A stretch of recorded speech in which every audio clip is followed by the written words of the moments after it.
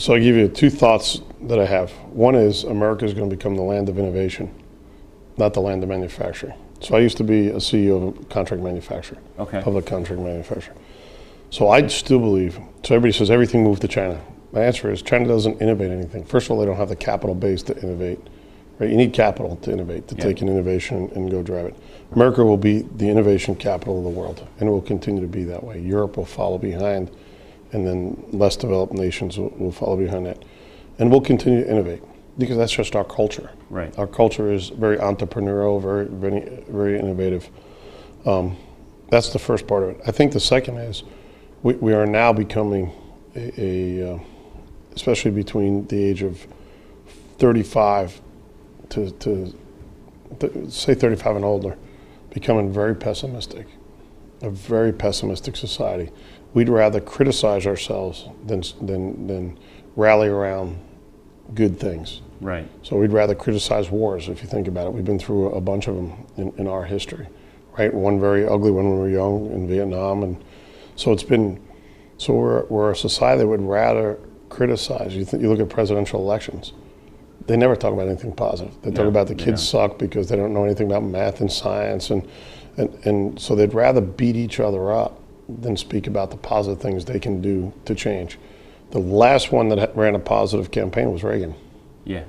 He was, hey, the country's in the doldrums, I'm going to pick it up. We need to be strong, we need to rebuild our military, blah, blah, blah. But when you have your politicians who are supposed to be your leaders and people that are on TV every day, like you talk about, pounding away at the negatives of, healthcare sucks. I don't think anybody thinks healthcare shouldn't be a right, that every American, we're a society that should have healthcare. I don't think if I asked anybody around, they shouldn't say that every human being in America should have healthcare. The question is how to pay for it. Right. But they beat each other up about, this whole healthcare thing. Well, guys, forget about beating each other. Figure it out and be positive. There should be no kid that dies because they don't have health care in America. That to me just doesn't seem right.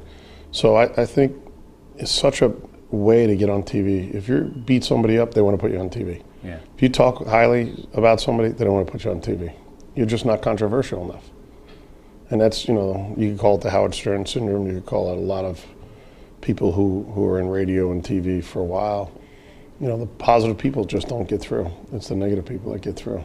You look at the shows, right? Yeah. Right. The shows on Sunday night used to be positive, building houses, doing this, but they don't last long because there's no fun in that. And then you go look at the Housewives and all that other people love to watch it because you're waiting for the next train wreck. It's really a little bit the NASCAR thing too. Right.